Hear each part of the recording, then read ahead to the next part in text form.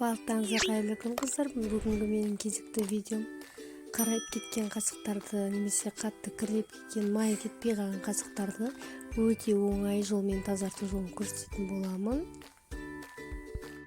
Ең алдымен осындай темір тостағымыздың ішіне су құйып аламыз да қарайып кеткен қасықтарымыздың ішіне салып, осылай 2 ас қасықтай сода саламыз.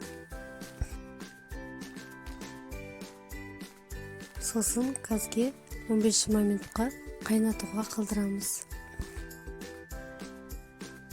Қайнап болғаннан соң ішіндегі ыстық суын төгіп жібереміз де ішіне қайтадан жылы су құйып, осындай ыдыс жуғыш тряпкамызбен қасықтарымызды тазалап сүртіп жуып аламыз.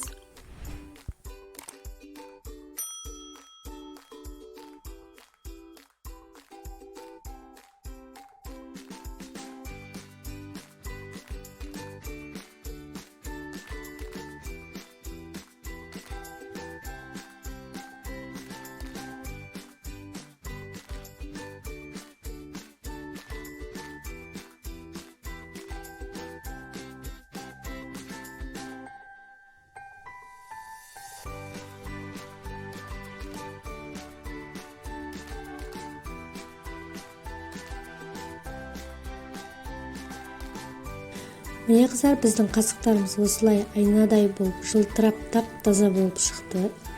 Барлықтарыңызға осы жолмен қасықтарыңызды тазартуға кеңес беремін. Әрі қолжетімді, әрі зиянсыз, өте жеңіл жолмен тазаланады. Ешқандай да шаршамайсыздар. Қасықты қырып жуып, осылай қайнатып аласыздар да жақсылап сүртіп жуып аласыздар.